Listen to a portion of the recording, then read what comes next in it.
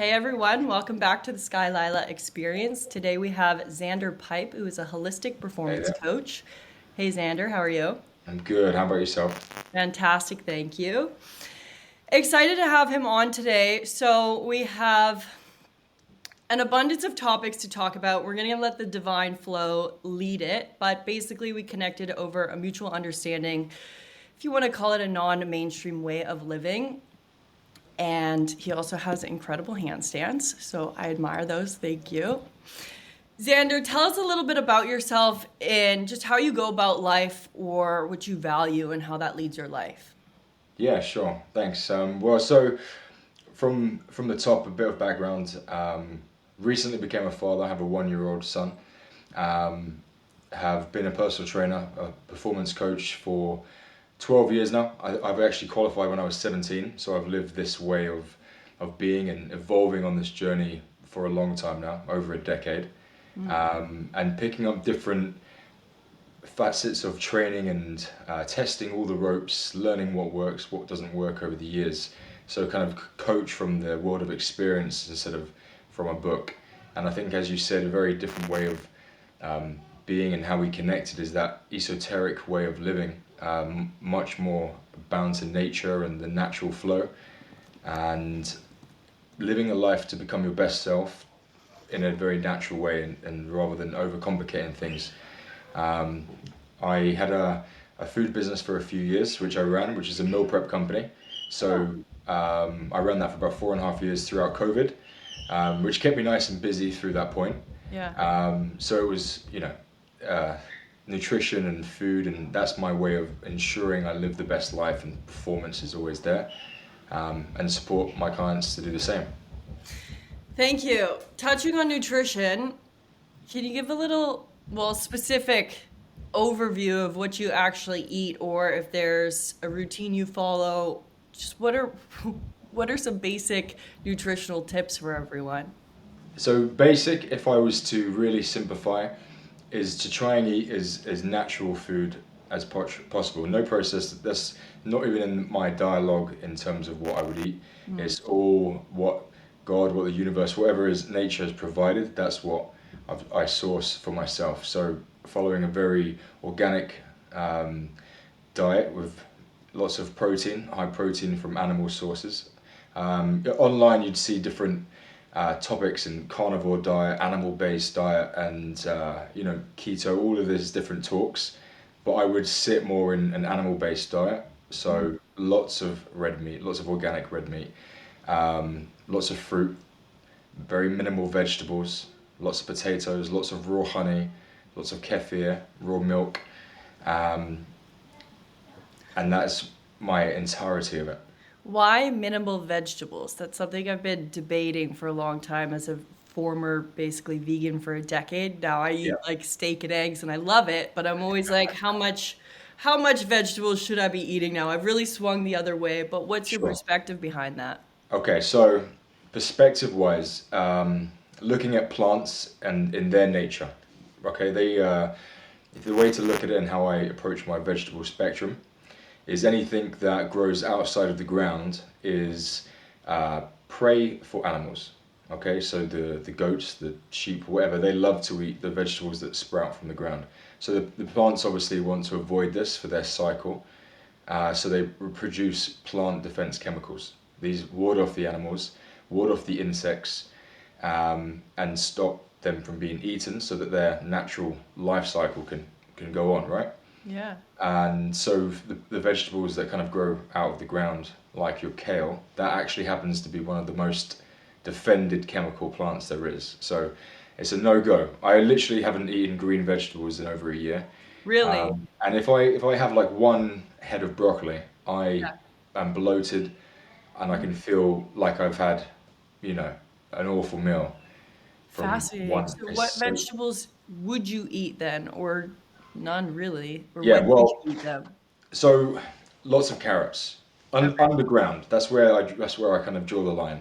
So cool. beetroot, carrots, your squash, so like your butternut squash, pumpkin, and of course potatoes, sweet potatoes, parsnips. You know, anything that isn't subject to be eaten uh, and then reproduce those plant defense. So it's pretty simple. Yeah, I like that. I literally went to nutrition school and became a holistic nutritionist, but we Crazy. never heard that perspective of, I mean, not even perspective, it's science really of growing above ground and protecting themselves. That's interesting. Thank you. Yeah, yeah, for sure. And of course, that's where you've got fruits, which are good because they're not the leaves that need to photosynthesize. So their role is to be eaten. The seeds within it, they need to go back into the earth so that ecosystem can continue to keep processing. Right. So zucchini, funny enough, is a fruit as well. So Zucchini. I'm writing these these down. things as well, they're great, you know? Yeah. Okay, in the conversation of nature, I know we were talking about this earlier and you posted some stuff to your story about just being in alignment with nature. One, what do you mean? And two, how does that go against the grain of, say, like high performance people and this go go go perspective? Like what's your perspective towards it, and then how do you adjust your life in terms of the seasons? Yeah, I think now we're chatting in end of January. It's a perfect time to like this topic. Um, but January, naturally, when you're in the fitness world, at the over Christmas you overindulge. You eat all of the food that you then feel guilty for. So you come into January with this like, I gotta lose weight, gotta get in the best shape of my life, gotta improve my business, gotta level up in a grand way, a big gesture of.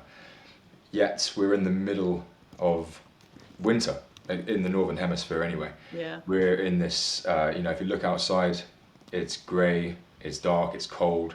This is when we're supposed to be wrapped up under our duvet Yeah. and kind of. I use this time to plan and prepare. When you write, you put pen to paper and start to scheme and think about what you're doing. And I think I mentioned you're planting the seeds for the springtime, and that's how I try and apply it to life, especially this year. Many years I've been through the process of like, okay, January, let's hit the goals, let's build the business, let's do all this, and it's such a big amount of energy you need to condone because you're tired. We're all more tired than normal compared to summer when you're bursting with life. And the analogy I use is like, right now the trees, they are bare. There's no leaves, there's no life. The roots are what is absorbing the water, ready for when the spring comes. The leaves the sprout, the plants start to grow, and then through summer, that's when our flowers, ourself, we bloom, ready to grow, ready to bring in new life and create and venture. So that's my kind of approach to the seasons. Be aligned with that, because if we over expel our energy right now, we lose it by springtime when you're supposed to be at your peak Yeah. performance. You need a holiday. You Yeah. need that escape to the beach. It's crazy. But when you align, it's that big difference. Yeah, I feel that I've been sleeping so much lately and I have to kind of rewire my identity almost of like, no, okay, you're still a great person and doing all of these fantastic things, but actually, naturally, we're supposed to hibernate right now and sit back and just breathe and recover for it. Absolutely. Planning tips and goals. What how do you go about your planning or goals? Are there, or how do you even see goals to begin with? Like what's your vision Good question. towards this? Because mine's been shifting a lot in the past year or Okay. two, so I'm curious. Nice. Well, I'm excited to hear yours as well. And I feel like this is a question that if you asked me 2 years ago, the response would be very different. Yeah. I think we're always evolving, and you have to adapt, whether it's seasonal or whether it's through gaining more wisdom and perspective on life. But in terms of goals, I think it's super important to have the milestones that you're gonna tick off. Keeping things with a long-term vision, creating your plan step by step and how to get there. I think it's one thing I've done recently, and I'm not sure if you tried the same. Is obviously I understand where I'm going. My long-term vision, my big grand goal, is ensuring that the path that's drawn is the right one. Do I take the right step? Am I doing the right thing? At the end of the day, every single step leads you to your destiny. Yeah, but using ChatGPT has been a very interesting way to kind of ensure everything is going in the right direction. Yeah, you're not the first to say that in the last month or two. You've basically been kind of presenting their own strategy to them and their goals, and then ChatGPT just paves the path, and you're like, all right, cool, let's do it. Yeah, exactly. I mean, you have to use this intelligence to support you and get the best out of it. It's wise. It's not wise to sleep on that. Yeah. But these are my long-term vision. This is who I am. This is what I'm currently doing. What can I do to get there? Tell me the story. And then ChatGPT explain the story, and the vision explains it. One thing I didn't expect to have articulated towards me was the feelings I would have at the time. They were telling me to breathe in, imagine the air that you can smell, and this, and it's like, wow. So this is visualization.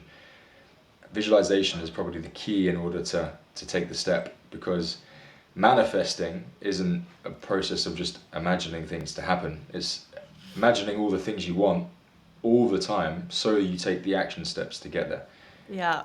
And I'm laughing because sometimes I don't do it as consistent as I'd like to, but a visualization in the mornings. And so many times my mom's usually up, whatever, that's our time to talk. And I come out of this visualization meditation, and I'm like, oh my God, Mom, I'm crying because whatever I just experienced was so beautiful. And I feel like I don't even need to do it in life anymore, because I'm like, oh, that was wild. That was crazy. She's like, oh my God, I'm so excited for you. That's great. Yeah, it's funny. it's powerful stuff. It's powerful stuff. It does. I explain that too, like visualization.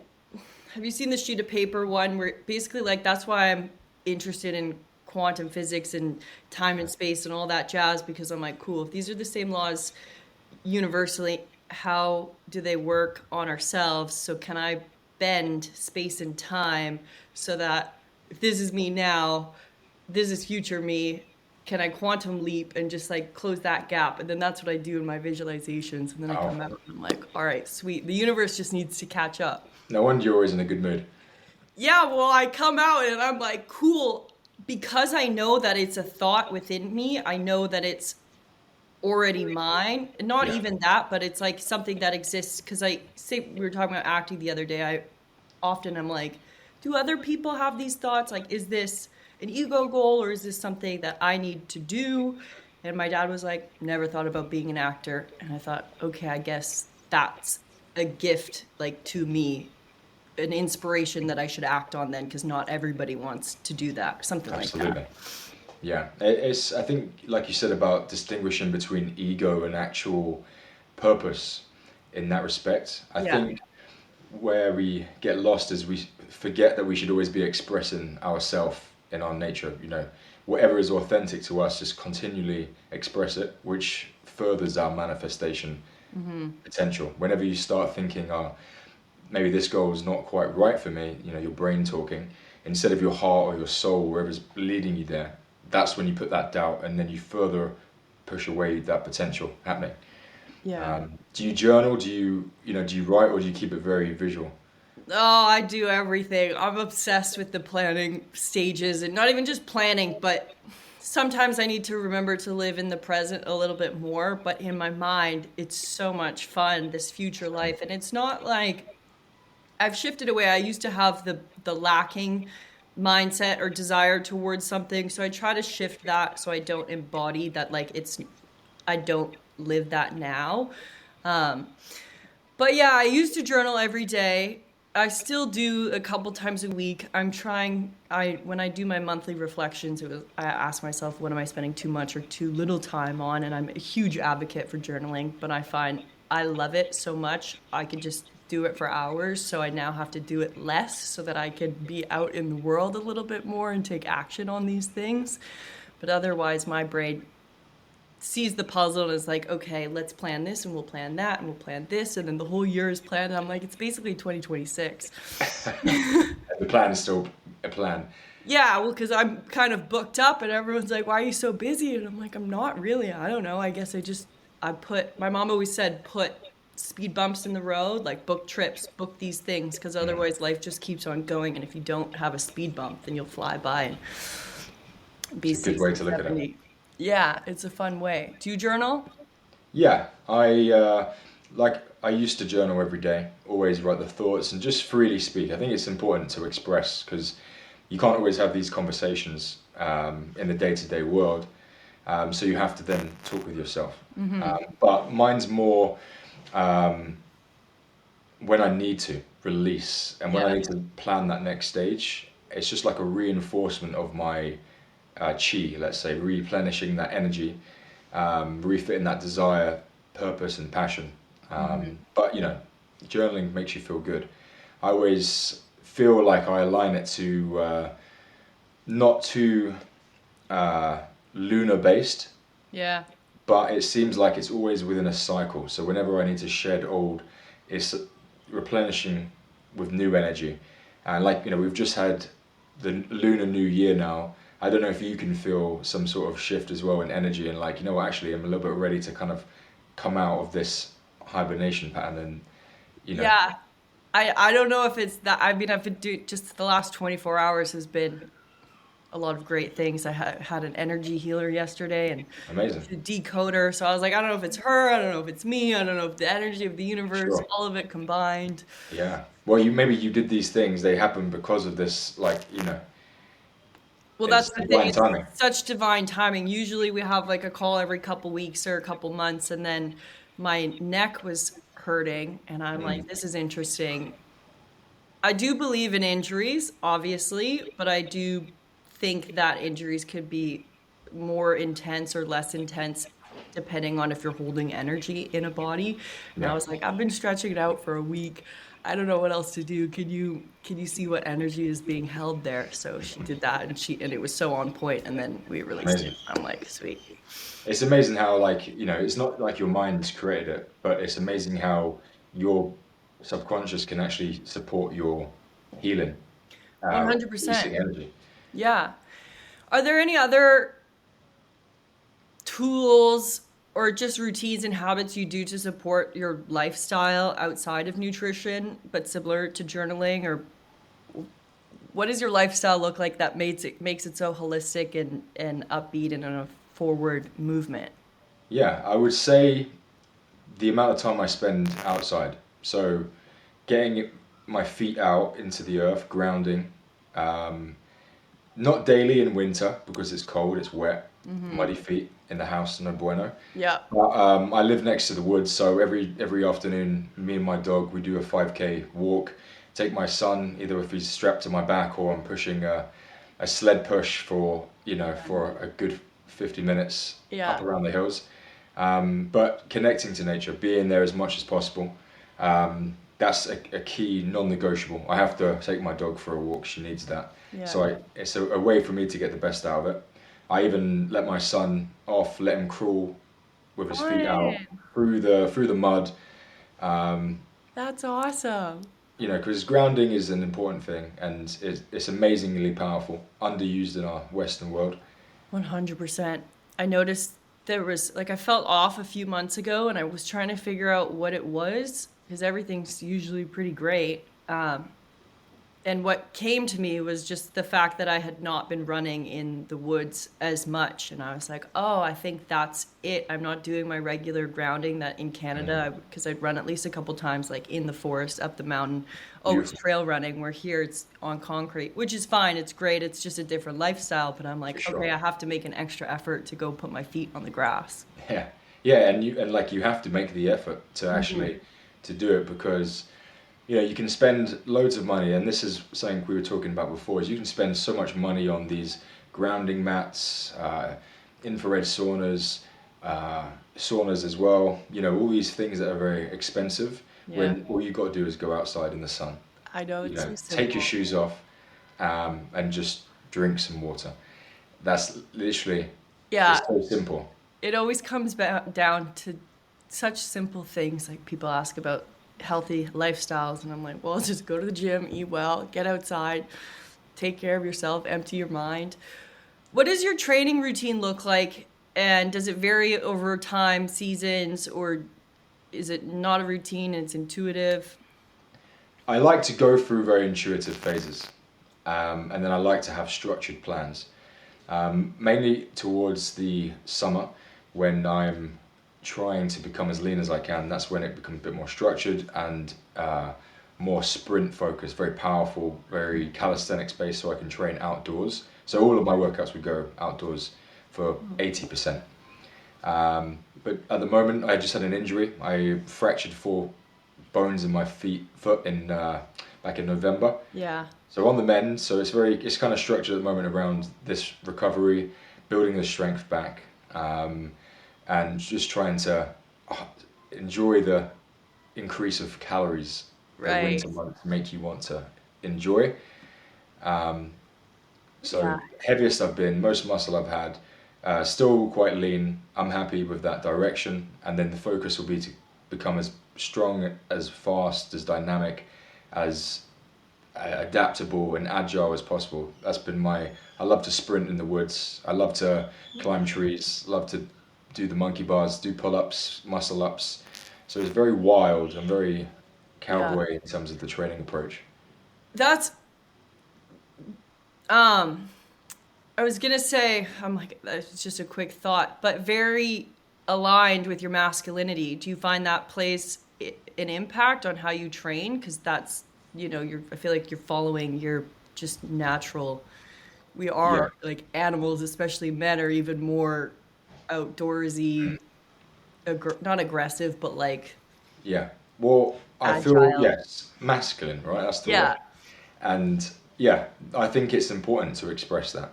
And you will see me doing bear crawls. You will see me sprinting, racing my dog. She's a Belgian Malinois, so she's very fast. So cute. And there is other ways, sledgehammers, chopping wood, you know, Yeah. cold water in a lake. These sort of primal things are quite beautiful. And I know you indulge yourself with some cold therapy as I well. love it. It just makes you feel alive, right? It does. Well, I tell everyone, it's like I say journaling and cold plunge. It's the best kind of self therapy, but so much more beyond that. You don't even know what it's doing. But it's like the cold water is the only thing that I find that can just completely just calm me in every sense of the way, but then also feel so alive. Invigorated. Yes, Yeah, invigorated. it's a beautiful thing. I feel aligned with that, and this is what I try and engage with my clients, especially guys who are training, because it's to feel more empowered in themselves. Make the right decisions, be there for their family, like with their brain, not recovering from work. Right. So it's about trying to choose to go through pain. I have a very stoic approach to training, and my own philosophy as well is to push your body to its limits, to embrace as much pain as you can in terms of finding your maximum sprint and going again, even if you're not fully recovered, using a sledgehammer and being wild. What are some inner thoughts that you tell yourself when you think you're at your limit, but you know there's a little bit more in the tank? What's your internal self-talk when you're doing these trainings? Well, you probably will hear me say, "Don't be a little bitch" to myself. Out loud? Out loud in the gym. Nice. Yeah, yeah. I want other people to hear me because I want them to also put that question in their brain. Yeah, yeah, It's yeah, yeah. important. It's important. Love it. But like I spent a lot of time watching the Rocky films. Oh, yes. And in Rocky 4, there's a particular scene where he's obviously training to fight Draco.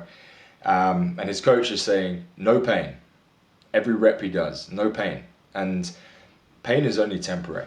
Pain is only something we create in our mind. Our body is saying your body's hurting, but we're not actually always in jeopardy. Yeah. So that pain we create is just an inner talk. It's a voice. It's not really, we're not burning ourselves. So it's just to keep going until we finish. Yeah. You count when you're in pain. I have some of my music.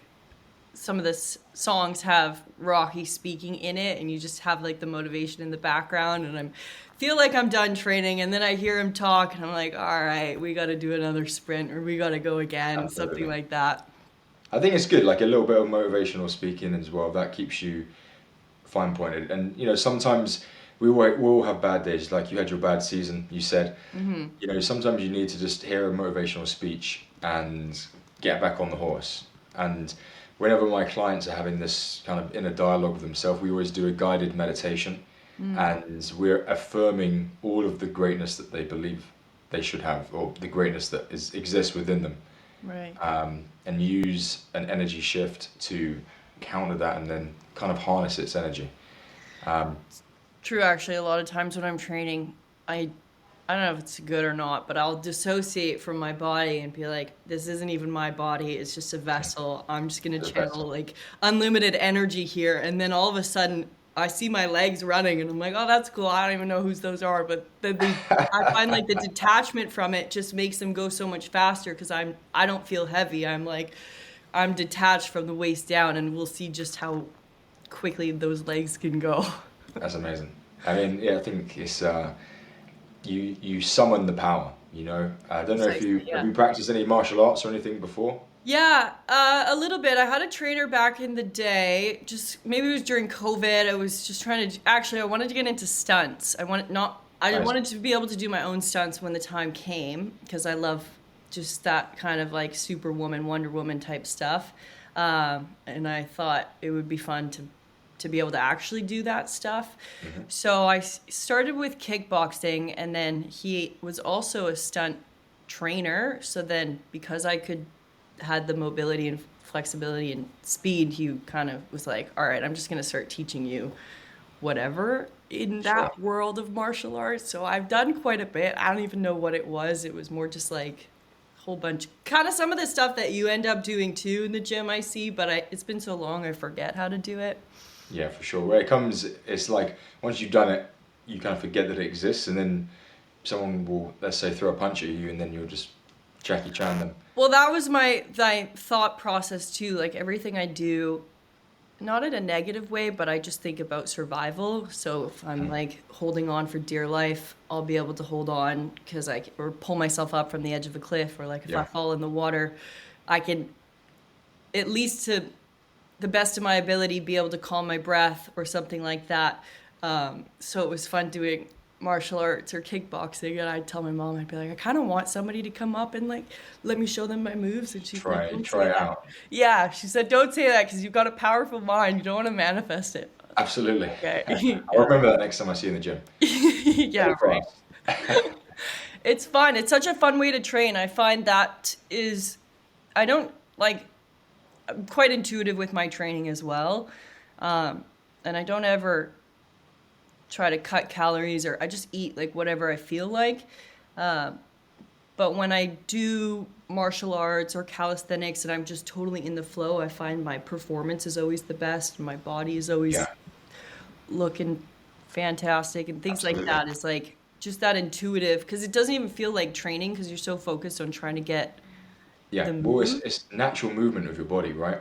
You're Yeah. just moving your vessel, as you call it, and that's why it's so powerful. That's why like calisthenics martial artists have some of the greatest physiques because it's just the body using its own thermodynamic energy. Yeah. And you know the reason why I was asking you about what you know if you've done, I've seen you kick in the bag as well. Yeah. Yeah. Yeah. But like in terms of um, older styles like qigong and kung fu and all of these and tai chi, you know, centering energy and harnessing it. Yes, I haven't really. No, internally, I'm very fascinated and interested by it. I would like to do more. I don't really know where to begin, but internally, I'll focus on shifting the energy, or even when I run sometimes, like when I'm sprinting, I'll I'll use my hands to like inhale and exhale just to keep my breath controlled. Yeah, So I don't have any actual training, but I do think it's a very powerful practice. yeah, yeah. I kind of found myself doing the same. So before I learned, and like you know, even on YouTube, you can do follow the videos and things like that. Perfect place to start. But even like I kind of stumbled across meditation when I was 16, between the age of 16 and 18. That's when I followed this kind of, let's say, spiritual walk of self-discovery. I was quite young, which is great. I'm super grateful for, but of course, changes your trajectory and experiences with people. Yeah. But found myself harnessing, channeling that energy within myself, like Tai Chi would or Qigong would do. You would move it through your body and then move it. You know, a bit like when you think about a ball and then it gets bigger. Or you imagine light around you when you're meditating. It's Yeah. very much in this same spectrum, but it's powerful. It's self-control. Yeah, I guess I do some of the visualizations that you mentioned in my like morning visualizations of the light, like healing light, or sometimes when I leave the house. Um, I heard once, call on your dragons and they'll protect you when you're transporting yourself somewhere. So when I remember, I'll try to call. I don't really know what it's about, but I'm like, we'll just try it out and maybe it'll keep me safe. And so Sure. far I've been good, and I think it's just like a spiritual energy protection and expanding your aura so that, you know. On that note though, that's what I was going to ask. Have you always thought this way, or was there, I mean, and now you said 16 to 18, what was the shift that occurred, or what propelled you into this new way of life? Or what Um, was it before? Give me some yeah, insight on that. I mean, I feel, you know, not being a super as a young person, extroverted and super outgoing. I was very internal with my thoughts and way I lived. I always grew up in nature as well. Maybe that helped. But between that age, it wasn't a after breakup. I guess it was more like, okay, now I can get fit. I can start because I wasn't active when I was young. I was actually kind of like overweight, the chubby kid. Um, you wouldn't have thought I'd become a trainer or Yeah, as athletic as I am now. right.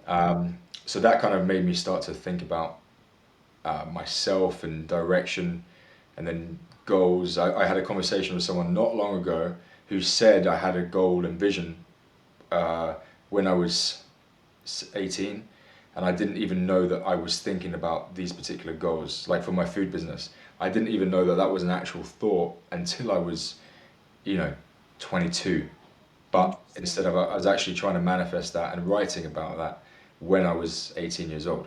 Right. So it seemed like the path has already been set.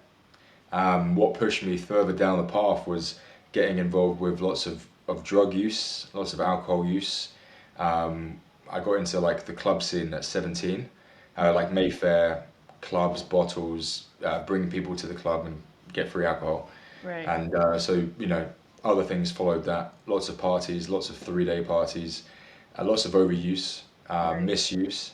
And of course, at the end of anything is a drop at the end of the peak, and Hmm. that's when I kind of had to get myself out of this place. I knew it was bad. I knew there was no trajectory. There was no way out of it. Someone said, "Where are you going to go?" And it wasn't. They were just asking the question. Yet that made me go completely internal Right. and think, "Where am I going?" Yeah. Through this spiral. Locked myself in my bedroom. Got rid of the alcohol sweats, the other usage, get rid of the Right. cocaine from my system, and Yeah. then I was like, wow, I'm on the straight and narrow to the top, Yeah. and that furthered my usage. And then you meet some kindred spirits on the way, people who remind you that there's light in the world, Hmm. and that the world is more than this material, concrete place. So much more. Oh my gosh. Thanks for sharing that. I know. Well, it's often not holds me back from living, but I like there's so much beyond the material world that then I just want to like spend my mind in my head of thinking, well, what is it? And can I see? Are there multiple realities happening at this time? How does it work?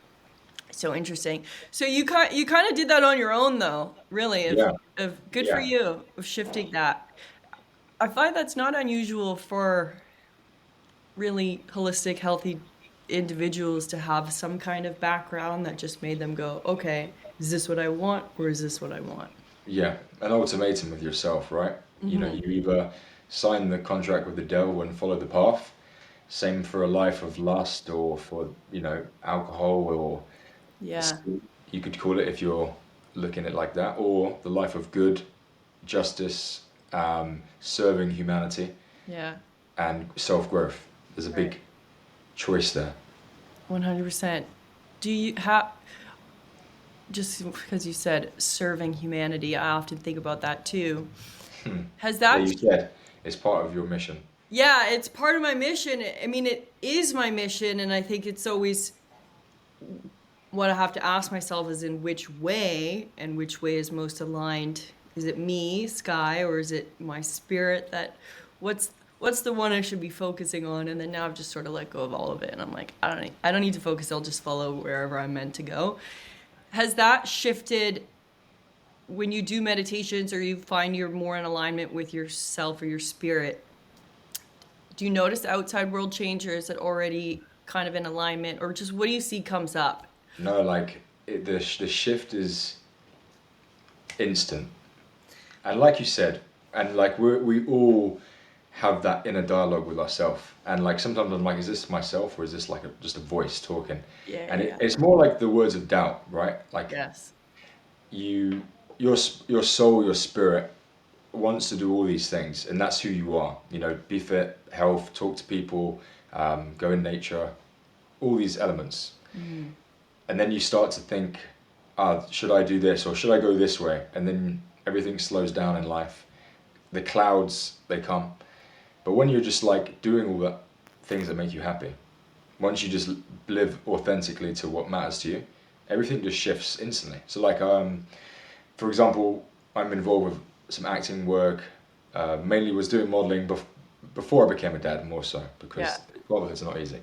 Fair.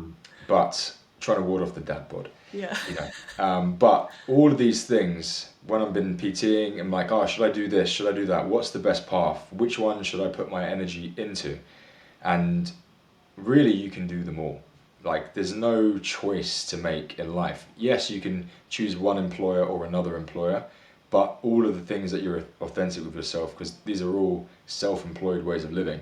Hmm. Once you do them all, once you slowly tap all the boxes and keep those plates spinning, everything seems to fall into place. Yeah, I find I'm more uneasy when I try to say listen to the advice that I've heard and pick one direction, Hmm. as opposed to if I just keep doing what I'm doing and try to juggle 10 things at once, I feel better. Sometimes I wonder if it's the right way, but I'm like, my spirit, my whole being enjoys this more. Maybe you can do it all. And I agree. I think you can. I think there's just Yeah. different priorities or timelines for certain There's different, things. everything has its season, right? Yeah. And you know, if you had your like you were passionate about one project, you took it on, and you do that project until it's finished, then something else will come, Hmm. and it will always be what is expressing what you enjoy the most. Yeah. But it's funny how our inner self actually was like, hey, maybe you shouldn't do that, or someone says, come on, you're doing too much. You believe it, you stop what you're doing, and then you lose that momentum. That's what I think about that often, and I share that everyone has different levels of balance because some people maybe like 5 days on, 2 days off for the rest of the for the whole year. Where I realized, okay, I actually like working maybe a month or two straight, not all the time. I'm not slaving away, but then I like to take say trips. I'll still work on the trips because I like what I do, but Mm. I like to travel at least a quarter, like once a year. Is that doesn't make sense for me. Um, so I found like everyone's balanced because everyone would say you're doing too much, you're not doing enough, and it's like, well, I don't feel like I'm doing too much. I feel like I'm good. Now you're making me feel overwhelmed, but I Yeah, think I'm okay. absolutely. I think our balances are just different, and your lifestyle is one and mine's the other, and there's no right or wrong, but following your intuition. Yeah, I feel like you will always know when you need to rest, when you need time out. Yeah. But I feel like that can often happen when you're doing the things that you feel like you should do, Right. not all the things that your divine mission. So Yes. you know, okay, I need to do this because I need to pay the bills, but I'm actually passionate about these things. So then you invest in your time, and that's when you become tired because you're not doing what sets your soul on fire as often, perhaps. Yes. Agree. Perhaps. No, 100%. I find there's unlimited energy when I'm doing what I love versus, well, I noticed that actually not too, like a couple months ago, sitting on the computer was so challenging. And I gave into it. I was like, okay, I'll just paint, but then I can paint for 12 hours straight and that's no problem. And it's like, No okay, difference in movement though, right? yeah, it's not me, it's like what I'm doing here. But certain things I like, certain things are feel a lot of resistance. What have you, becoming a father, sweet little 1-year-old, how have you shifted, or how how much have you shifted where you're like, okay, I want to raise my son this way, and what are those specific things that you see? Like, I don't know even the right questions to ask. I don't have a child. Yeah. No worries. I mean, Congratulations. you asked a few in one, and Yeah. luckily I have the answers to Okay, them. great. But, I think if I talk about the lead up to becoming a father, right? So it was a decision to have children. Like, it was like, we're ready, let's do it. And we were lucky that it happened instantly. I say I hit a hole in one, Nice. which is great. And once that was in set, then your life is like, wait, I'm having a family, I'm having a child. So there's a massive shift in responsibility changing. Right. Everything means more. There's more at risk. There's more involved. So I think in terms of like a career and self growth way, it was massive, and I couldn't really articulate those profoundness of it. However, it changes you in whatever kind of struggles you have. Oh, I'm not going to have enough money, or these sort of things that you could have in the back of your mind. You will always come up with a plan. You will always do the thing that's going to surpass that from happening. Like, you would protect your cub, your family with your life. So I think in the lead up to that, all my cogs and gears became 100%, which is great because 2 years prior to that is when my business kind of failed and we closed it. So obviously hit a big slap to the face from that. So it's good to kind of have something that drives you to go back to 100%. And then since having the kid, obviously you've got the challenges of actual parenthood, but the shift is massive.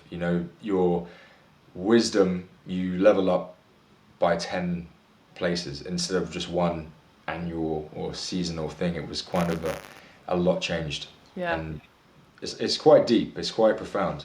The way you see things is different, the way you talk and you communicate, your priorities change.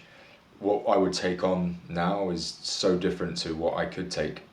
I would have taken on before. Like, if Right. you said, okay, you've got a job, you're going to work all day until 6 p.m. here, and then you've got an hour break, and you're going to work all night doing an event, which I would do before happily, have the energy, and do it all again the next day.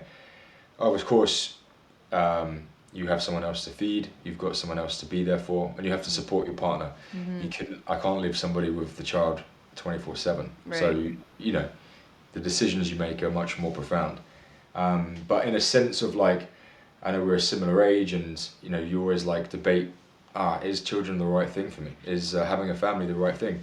This modern world isn't very good with families because childcare's savage. You got to work, but at the end of the day, everything works out, and Yeah. it's probably the most beautiful thing ever to have one, to feel love, true love. Yeah. No, Yeah. I'm the youngest in the family out of two siblings, but everyone looks to me to have kids because ever since I was like probably 10, I just freaking love them and couldn't wait. And at 18, I was Sure. like, okay, I think I'm ready. And then my boyfriend and I broke up. So it was more just like, I can't wait, but like when the time is right, For sure. just surrender to that. But I do find my top goal, it's funny, since I moved to London, because that was my number one goal beforehand, and then once I had booked the flight, I was like, okay, well, what's my new number one goal? And I thought, I've done everything that I really truly desire, for now at least. The next is a family. Sure. And friends laugh at me because I'm reading like parenting books and getting a boyfriend or anything like that. I'm like, well, I Yeah, want to be sure. prepared for when the time comes, because I hear new parents where it's like such a huge shift. I want a bit of an idea. What other shifts happened in terms of your lifestyle, maybe, or did you find when you're, I know there's two questions, but on the working part, say doors might have closed in terms of your hours being available to work, but did you find you started to think smarter or find other ways? Like, did other doors open up in its own Yeah. way? Well, I had to close some doors so that I could be present and there. My parents split up when I was 3 years old, so obviously my whole mission of life is like, be there for my son. So that's my, I guess my path I have to take. So I had to switch and not work any evenings anymore. I start the day at 6, I finish at 2, I'm home in the afternoons. And that's how it is. Maybe there's a one day I can take where I work the whole day.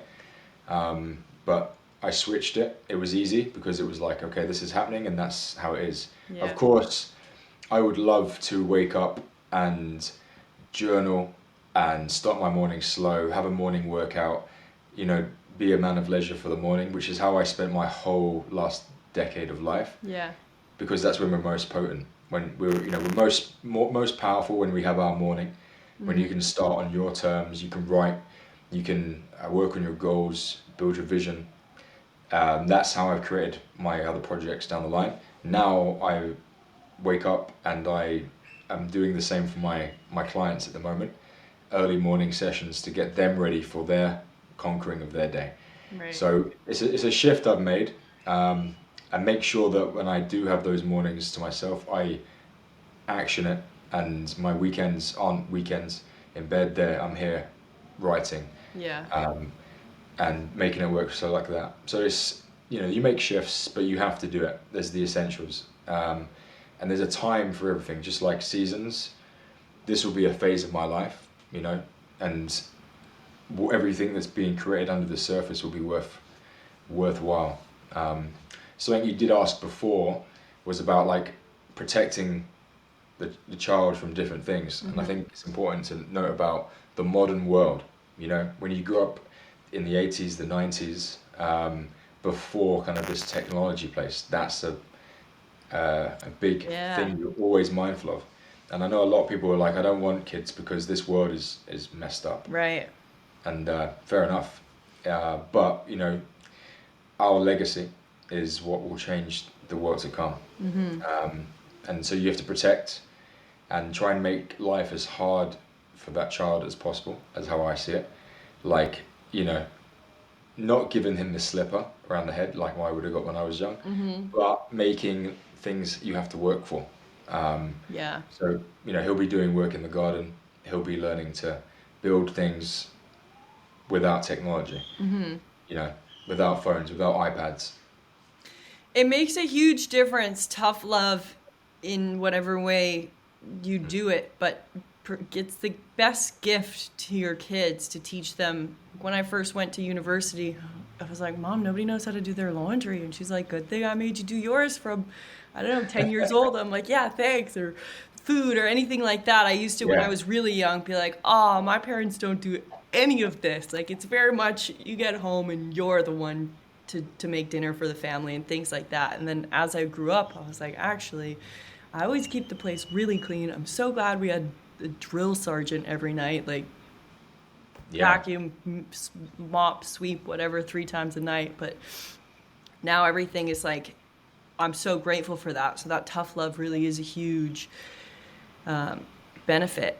What though, as you're doing it, I mean, obviously he's still really young, so it's not quite super intense at the moment, but how are you drawing lines of like, how do you know your own, crossing the line of what's sort of tough love and what's love and what's not good for them? How are you judging that? Good question. My idea of that before were very tough, like before he came. But since he's now walking the earth, I'm like, okay, so, you have to explore failure. I think it's super important in life. No matter if you're a man or a woman, you have to experience failure because that's where you grow and you learn. So I think it's important for me to encourage him to make mistakes, but always do the things that are right. So like I was thinking, no sugar, no sweets, no cake, nothing. He's going to have beef, potatoes, beetroot and carrot every day of his life. But then of course, you repel against control and these things. And I was like, my parents were very tough. My stepdad was very tough. He's like a officer safety training of the Metropolitan Police, and he was a pretty hard bastard from up north. So I had very tough upbringing from him. I'm grateful now, but it was hell. And I repelled so much. I rebelled when I was young. I was mischievous. I was naughty. Right. Smoking when I was 14. Right. he doesn't have to make that sort of drastic failure. Yeah. So encourage freedom, but learn the importance of hard work. My goal is that he grows up on a farm Love and that. he will be working the land with animals, with responsibility, and tending the chickens. That is the way am going to encourage this way of escaping the matrix of life. Yeah, I second that. It's so valuable, space and responsibility in nature, because then also it's the best life lessons because you can't argue with nature. Like everything you said already, when you plant the seeds, you can tell are they going to bloom or not. But when you try to give that analogy living in a city, it's just not the same, or you don't, there's not as much of an impact, I find. Interesting. What kind of lessons have you learned, either about yourself or just being a parent in general? Maybe like top one or two or three, depending how many come to you. Well, it's been a year. It's Yeah. been a very sleep deprived year, Yeah. and I'm a very beforehand. I was a man of 9 hours, 8 hours a night without fail. Right. Like that was like if my that was my thing. How was I the best, a perfect performer? By getting my sleep, eating all my food, and getting the sunlight every morning. This year, apart from summer, I've or winter, no sunlight, not my full 8 hours sleep, and it's to showcase that we're capable of anything. Like we can tolerate so much more than our brains, our bodies can allow us to comprehend.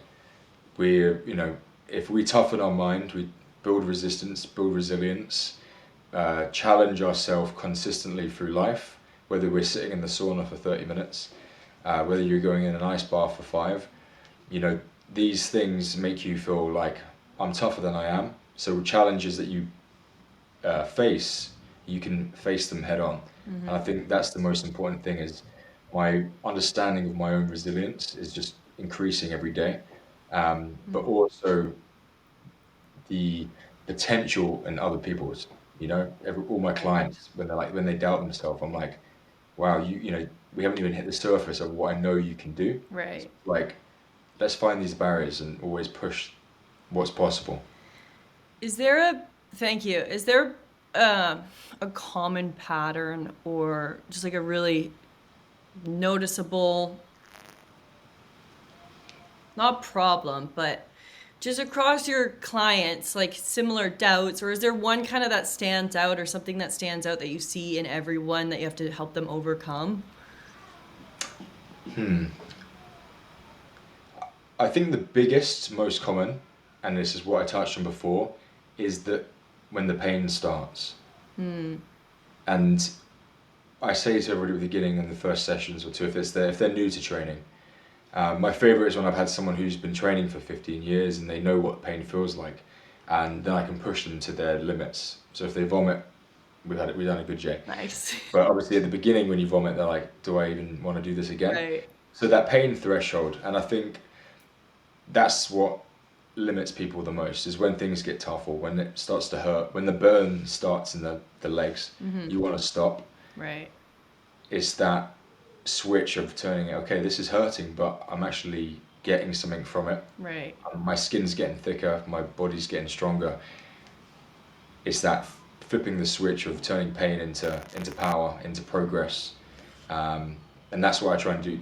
Yeah. Realize that this is all part of the process. There's method to the madness. Yes. Yeah. That you're using a physical way for the results, but it starts in the mind. It's all in the mind. It really is 100% all in the mind.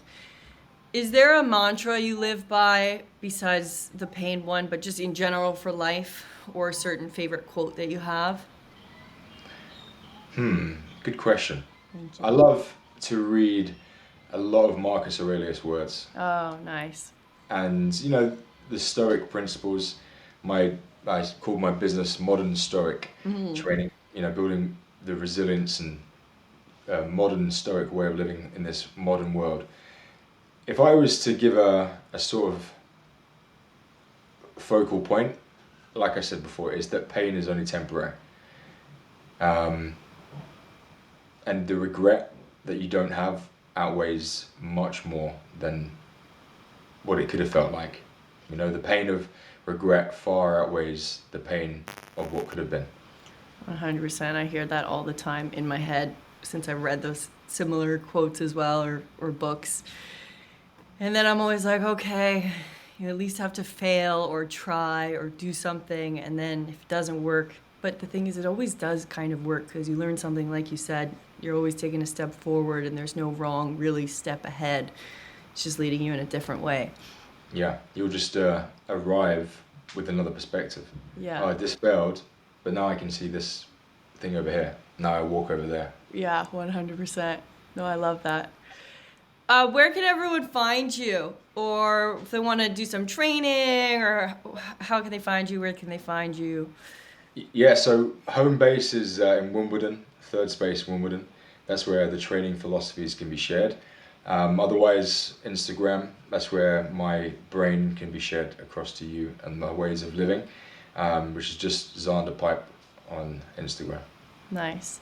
And then you have a training one as well. And some incredible calisthenics, you guys. I can't touch on it enough. The strength, I'm always like, oh, stunning. It's a lot of work. It's a lot of work and very painful work you have to do. Yeah, it's mostly mind work and, well, I mean, obviously physical too, but a lot of it I find calisthenics, I'm just in my head trying to find the right spot or like everything. Yeah, the mind-muscle connection is important. But Yeah. I think like when you're moving with your body, martial arts, kickboxing, you're just creating the pathway to utilize a particular movement. And once your brain's done it, you can do it. Oh, I love that. Where would you start with martial arts or like one energy one? Where would you suggest someone, specifically asking for a friend, myself, to start? I would say like shallow end would be kickboxing. Okay. Deep end would be Wing Chun. Wing Chun. It's the discipline that Bruce Lee learned, which he then created Jeet Kune Do. Cool. So that's the intense version. But Wing Chun was actually created by a woman for women Oh, okay. in order to, if my weight and my 6'3" size and weight Yeah. attacked you, you'd be able to utilize your own strength and body weight to defend against anybody, any size. And that's what Wing Chun is. So Now you're gonna see worth me at the having a gym look. like doing something different now. Yeah, exactly. And also it's creating power from minimal force. Right. So it's very powerful stuff. Cool. I'm excited. Thank you. I'm looking forward to seeing you bust the moves on the gym Yeah, floor. me too. I don't even know what it's gonna look like yet, but we'll see. We'll see what happens. Well, thanks for coming on, Xander. So great to speak with you. And if anyone has any further questions about all the beautiful things we talked about, leave comments, let me know. We could always do another one, diving deeper into the materialism world, all that jazz. But thank you. I appreciate your presence. No, thanks for having me on. It's been great. Thank you, Sky. Thank you.